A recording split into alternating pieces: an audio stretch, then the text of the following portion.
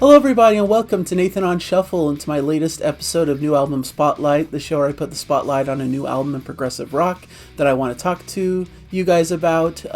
Sometimes they're obscure, cool prog records that I've been enjoying and that I want to share with you and let you know about. And sometimes it's some of the major releases in the genre that I want to weigh in on and give my thoughts about. And that's the story today. We're talking about the latest Yes album, Aurora, which comes out this upcoming Friday. If you're viewing this in real time, the release date is June 12th. So really excited about this release. I've been listening to the record for a couple weeks, and I wanted to give my unfiltered thoughts about it and do a little review here. So for those of you who've been watching my channel, you'll know that I'm a big Yes fan. I've done Yes album rankings. I've talked about Yes in various different episodes on the channel. I've reviewed their previous few releases, really starting with The Quest and talking about Mirror to the Sky as well, which to me is kind of this new iteration of the band that's been existing for a while here. The lineup that we have for Yes at this point in time is Steve Howe on guitars, of course, Jeff Downes on keyboards, Billy Sherwood on bass, John Davison on vocals, and Jay Shellen on drums. And that's been a pretty set lineup for quite some time now. The same lineup that did their previous album, Mirror to the Sky, in 2023.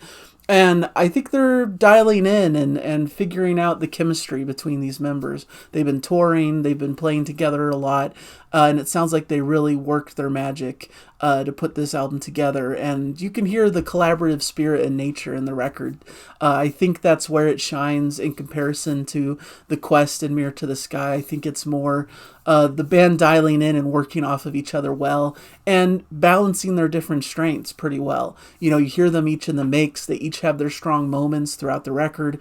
They each get a chance to showcase their talents and abilities, and I really appreciate that. In a group, I think that's important. For any great band, you need every member to kind of bring their own unique personality and their own unique abilities to the table. And I think that's been the story of Yes ever since the beginning.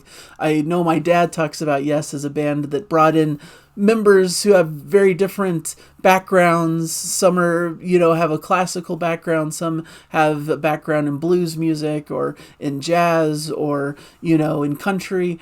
But they all come together and bring these different influences and genres to play and craft this really cool stew of music that we call progressive rock nowadays. And you get that still with this lineup. And Yes has been through many different lineups in their storied history, obviously. That's kind of one of the characteristics of the band at this point. So I really enjoy this record. I think it's to the same quality as Mirror to the Sky. That's basically my takeaway. When I was listening to it at first, I felt like it was still solid, still a great representation of the band as they currently stand, but maybe not quite as brilliant as I thought Mirror to the Sky was, which was really a revelation. I thought The Quest was a serviceable record, but wasn't really very exciting to me. Was a little bit more slower paced and plodding, and wasn't quite up to the heights of what I was expecting from Yes. Where I thought Mirror to the Sky really brought the energy, it brought a new level to the band, and brought some new excitement that the band hadn't had in quite some time. So I was really excited, and of course, you gotta meet the expectations of the band as they currently exist. I'm not saying Mirror to the Sky is like the next Close to the Edge or the next Fragile or the next Going for the One or anything like that. It's modern day Yes. It's a new lineup doing their thing in their own way.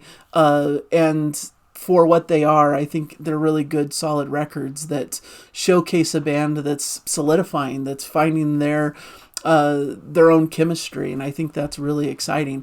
And I think that's dialed in even better on this album Aurora, which I think has become better on repeat listens. I feel like this is more of a grower than Mirror to the Sky was, where Mirror to the Sky was a bit more immediate, a bit more surprising right off the bat, where I'm like, okay, they're kind of bringing back some of these classic Yes moments, and it's really exciting.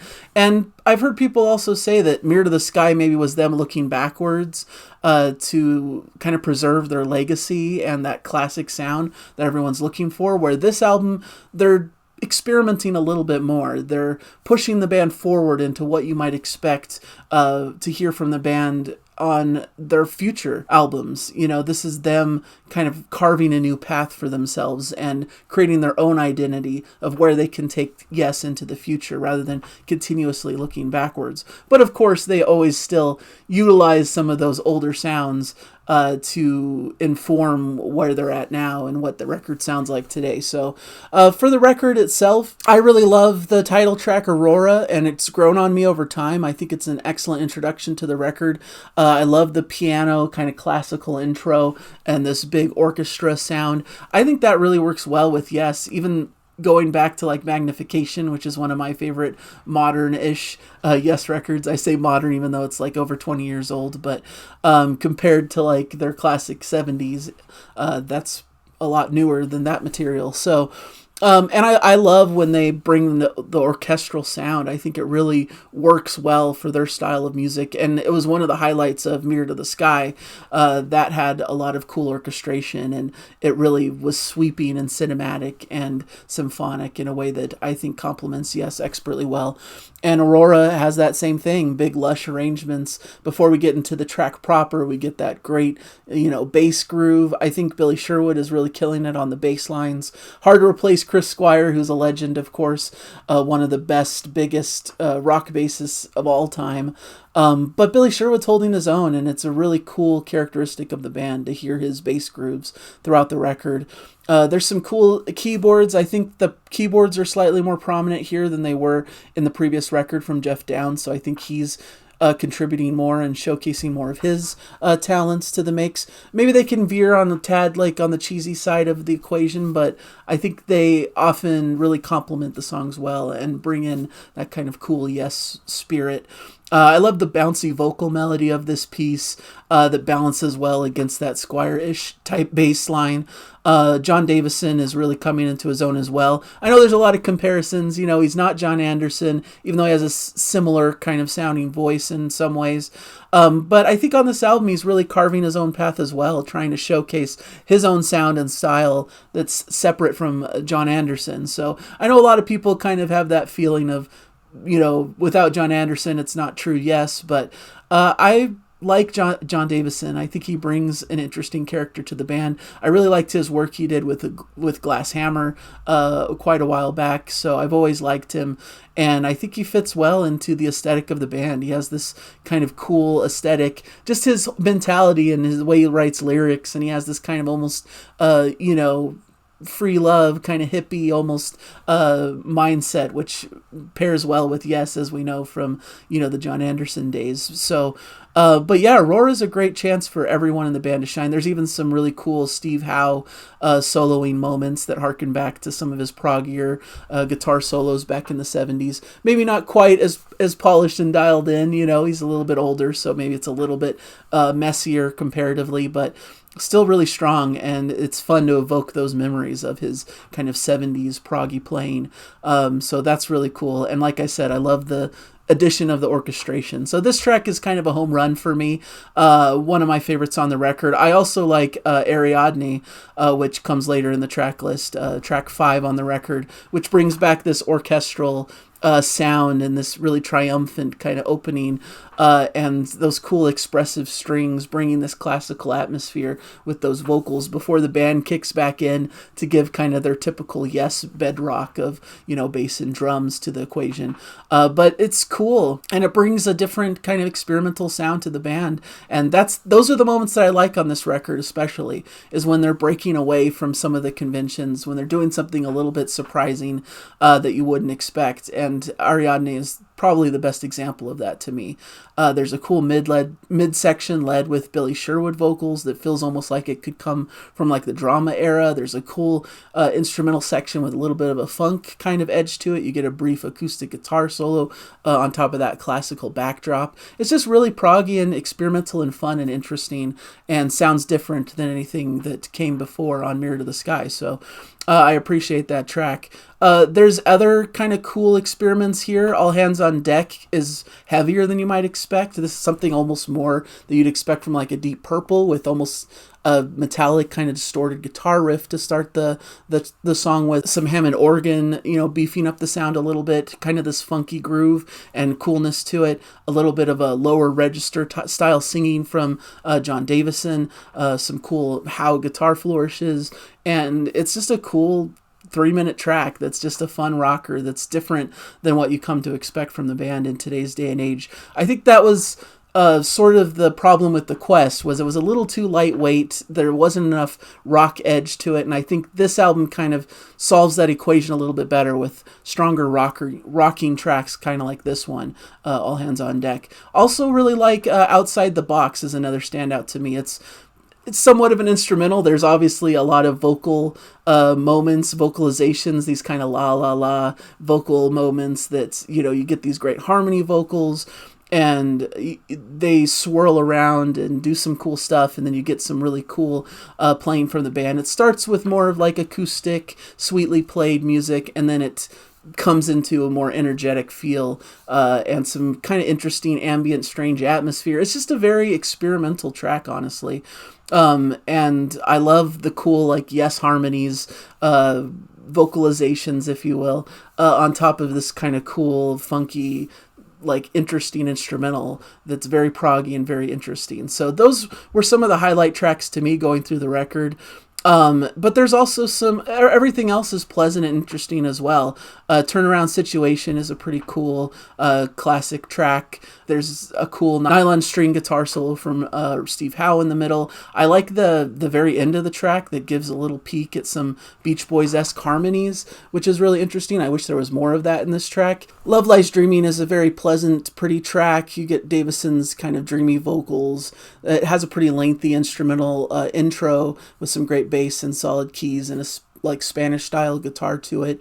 It's just a really beautiful near ballad track that I think fits well. The big track is Counter Movement, 13 minutes and 48 seconds on the record, so you can consider this kind of the epic of the record, similar to how Mirror to the Sky was on their previous one.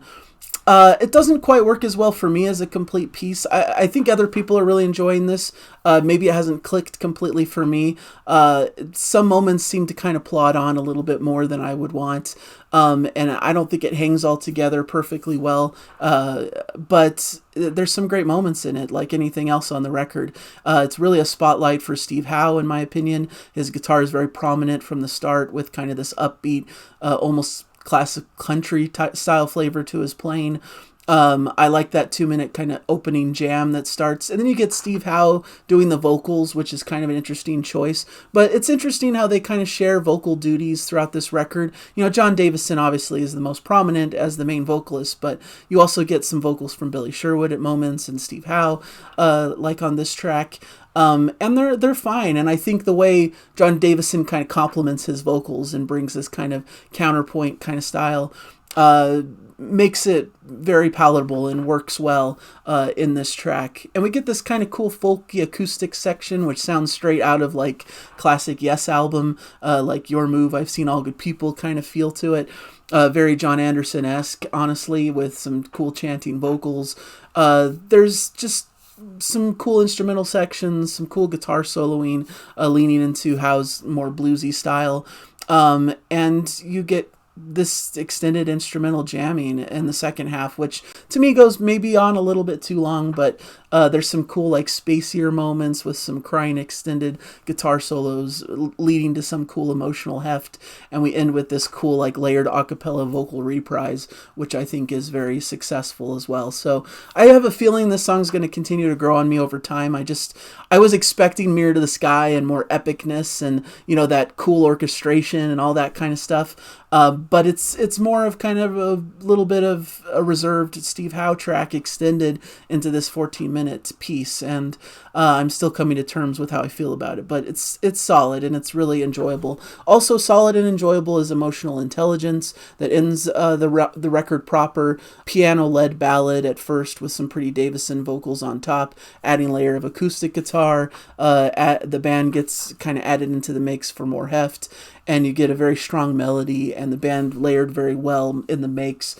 And I like how it kind of ramps up a little bit with that solid bass work and persistent organ, and how his guitar accents kind of giving this a nice ending to the record. And we get two bonus tracks here that I think are also very solid. Jam Bustin' kind of surprised me. The name of it and just the buzz about it made me think this was going to be a really cheesy, kind of silly track maybe even a bit cringeworthy, but I actually kind of enjoyed it. I think it's a fun, funky little track, a tongue-in-cheek kind of bluesy rocker with some strumming acoustic, some swinging bass and drum, some interesting atmospheric moments, and it's a surprisingly fun and vibrant track that I thought was a cool addition to the track list. And then watching the river roll, the final bonus track here, is actually really great too.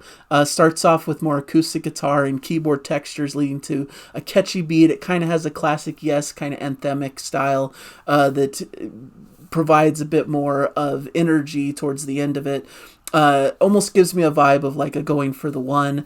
I've heard people talk about Wondrous Stories, but a little bit more energetic and more of an upbeat track to end the record with. So all in all, really surprisingly great. There's some really high highs on this record, and maybe not every moment works for me. Maybe some moments extend a little bit longer, are a little bit more plodding and a little bit more lackluster at times, but the vibrant moments where the band really shines and gels well together work expertly well, and they have some really interesting, cool experiments throughout the record. And like I said, there's a couple real standouts like Aurora, like Ariadne, that really make me feel like they're evolving and doing some really creative, interesting things and bringing Yes into kind of a modern era as much as they can. So yeah, thumbs up from me. I think this is a solid record, and I think people are going to enjoy it. Of course, there's going to be the debates about, is this true Yes, and people who are purists who don't really embrace the new lineup and don't really give these new albums a chance. But if you're open-minded and if you've liked the previous records of The Quest and especially Mirror to the Sky, I think this is another solid one that you can add to their lineup. And I'm excited for them to continue. Like, I'm always happy to see a band continue and to continue to make music and be passionate about this. So I'm happy to see more and more records from this lineup. And hopefully they'll continue to hone in their craft, continue to gel well as musicians, and continue to experiment and do things a little bit differently than what we've expected in the past. So that's all you can really hope for with a classic band of this nature. So thank you guys for joining me. Hopefully you appreciated my rambling thoughts about this record and my review. And check out the record when it comes out this Friday, June 12th. It's a really solid one and definitely worth a listen for any classic prog fan. So thank you guys, and I'll hopefully catch you guys in a future episode. Bye everybody, enjoy the music.